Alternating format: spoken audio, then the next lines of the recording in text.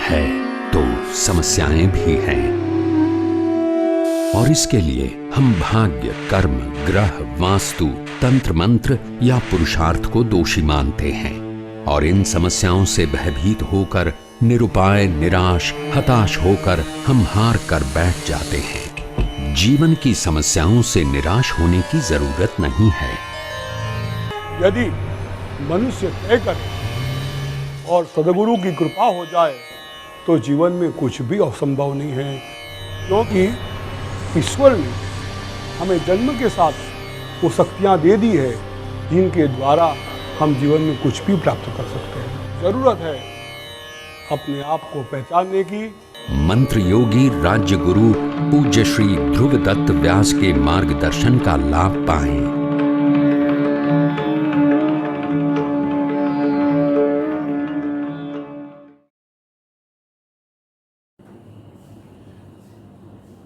या देवी सर्वभूतेषु बुद्धिरूपेण संस्थिता नमस्तस्यै नमस्तस्यै नमस्तस्यै नमो नमः। हम देवी सूक्त की बात कर रहे थे। प्रकृति के 16 स्वरूप जो माँ का है, बुद्धि, निद्रा, सुधा, साया, शांति इत्यादि रूप है। मात्रा के लगाकर भ्रांति तक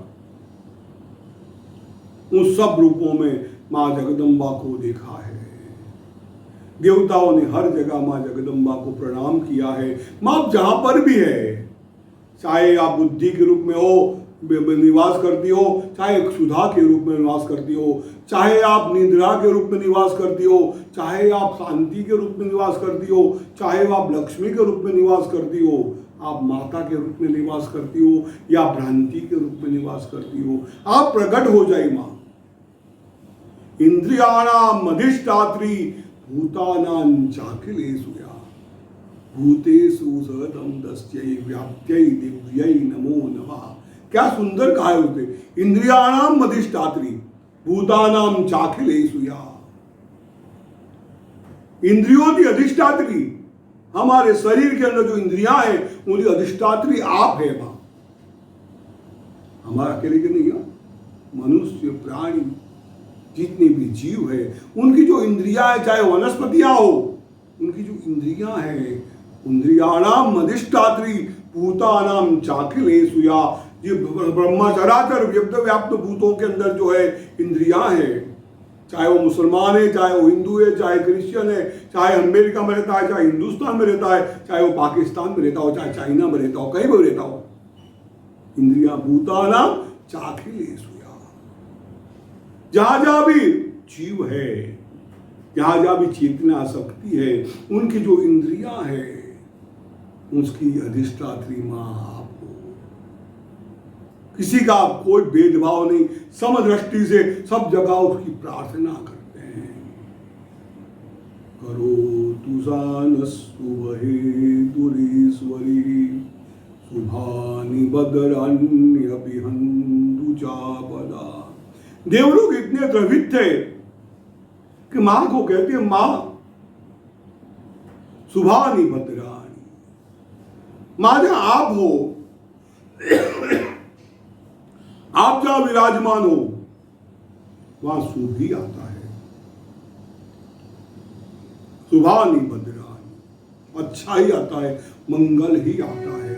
हमारी जो आपदा है उस आपदा को आप मां दूर कीजिए, हमारी आपदा को भजा दीजिए, हमारे में कृपा कीजिए। क्या प्रार्थना की, देखो कैसी सुंदर प्रार्थना, जिसमें आपको हर जगह, हर स्थान पे मां जगदम्बा को नमस्तस्यै नमस्तस्यै नमस्तस्यै नमो नमः नमस्कार करके, बुद्धि से लगाकर, विष्णु माया से लगाकर, चैतन्य लगाकर, भ्रांति तक की स्वरूप में उसका स्मरण किया है।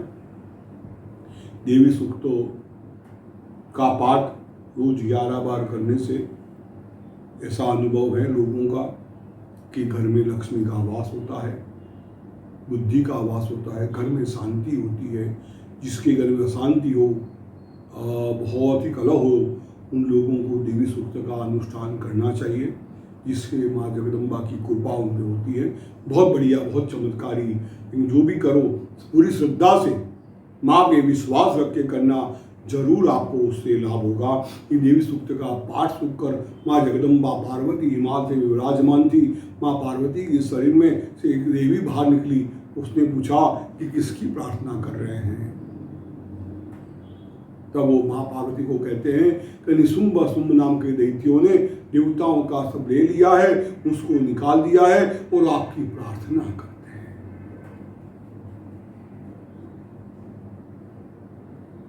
देवी ने बहुत सुंदर स्वरूप धारण करके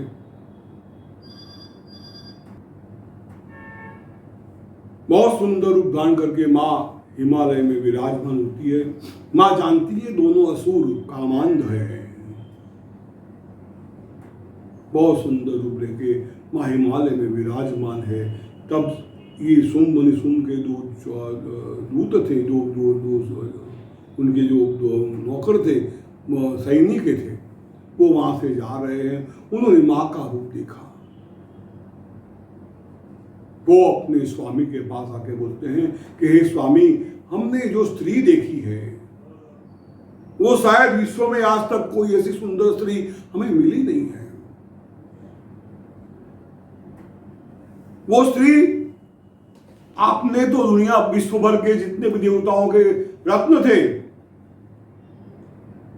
चाहे उच्चैश्रवा घोड़ा हो, चाहे हाथी हो, अंदर का हाथी हो, आपने सबके हथियार रत्न सबकी चीजें आपने अपने पास ले ली है।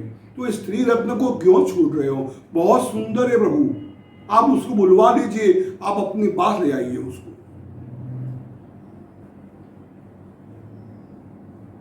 उसने अपने दूत को, शुंभ ने अपने दूत को माँ के पास भेजा है कि तुम माँ जाओ और हमारी ओर से शादी की प्रस्तावना दीजिए। वो दूत वहां जाता है, माँ के पास कहता है कि मैं शुंभ नाम के दैत्य का मैं दूत हूं, उन्होंने मुझे भेजा है।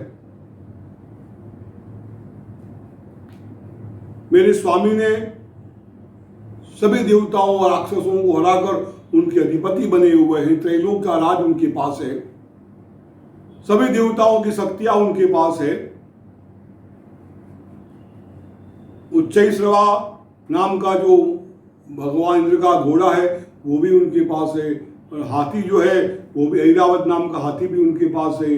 वरुण की शक्ति, यम की शक्ति, अग्नि की शक्ति, सब कुछ शक्तियां उनके पास, दोनों भाइयों के पास है। आप वहां आकर उनसे पानी ग्रहण करो और उन दोनों में से किसी भी को पसंद करके आप सब रत्नों को भुगतो। ऐसे उनको दूध माता जी की प्रार्थना करता है। ये वो स्त्री शक्ति की बात यहाँ पर आती है। स्त्री में कितनी शक्ति होती है। आज की स्त्रियां थोड़ी सी पीछे रही। हम कहते हैं कि हिंदू धर्म में स्त्रियों का बहुत अपमान किया है। यहाँ देखो क्या बात होती है। स्त्री चैलेंज करती थी, माँ दुर्गा चैलेंज करती उसको।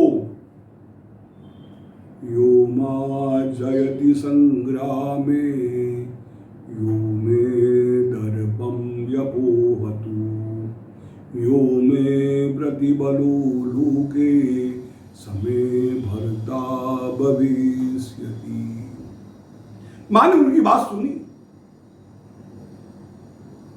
और सुन के मात कहती है कि भाई तुम्हारी बात बिल्कुल सही है, तुम गलत नहीं बोल रहे हो। अपितु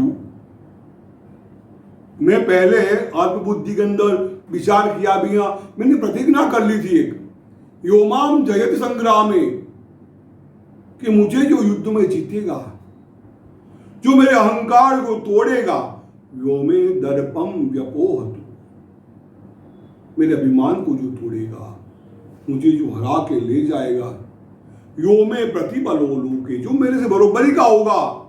स्त्री और पुरुष के अंदर, प्रकृति और ब्रह्म के अंदर यही बात होती, बरोबरी का स्थान है। देवताओं ने अपनी पत्नी को, स्त्रियों को हमेशा वामान बिठाइए अपने गोद में बिठा दिया है। भगवान शिव देखो, भगवान नारायण देखो, भगवान गणपति देखो। चैलेंज। विश्व की एक भी स्त्री के पास ये चैलेंज नहीं दी होगी जो हमारी दुर्गा ने दी थी। इसलिए तुम जाओ और शुंभ निशुंभ को जाके कहो कि मेरे हाईवे मुझे जीते और मुझे ले जाए।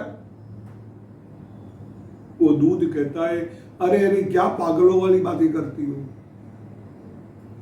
शुंभ निशुंभ ने आगे तो कोई देव कोई देवता नहीं टिका, कोई असुर नहीं टिकता है, तो तुम अकेले स्त्री क्या करोगी? अपमानित हो गया आओगी। उससे अच्छा है कि मान के साथ चलो, मैं आपको मेरे साथ चलो, समझो, बुद्धि से काम करो, जो रत्न ले लो, लाभ में पर होगी। नहीं तो तुम्हारा अपमान होगा, केस पकड़ेंगे, बाल पकड़ेंगे, आपको पकड़ के खींच के ले जाएंगे, तब आप जाओगी बोले। माँ कहती देखो भाई ऐसा है, मेरा जो कहना था, मेरी तो प्रतिज्ञा थी, वो मैंने आपको बता दी। अब आगे तय आपको करना है, आपके मालिक को करना है, स्वामी को तय करना है, उनको तय करो। वो जो चाहता है, जैसे चाहता है वैसे हमारे साथ करने को बोल दो। ऐसा कह के माँ ने वहाँ विश्राम दिया है। हम लोग भी यहाँ पंचम अध्याय के अंदर विश्राम लेते हैं और बाकी की बातें कल करेंगे। और आज विजयादशमी है, शमी पूजा कीजिए, लक्ष्मी की पूजा होगी है, शस्त्र पूजा होती है और माँ जगदम्बा की महाशक्ति की आज पूजा होती है। विजयादशमी का आप सबको शुभ शुभ कामना, जगदम्बा कृपा करें।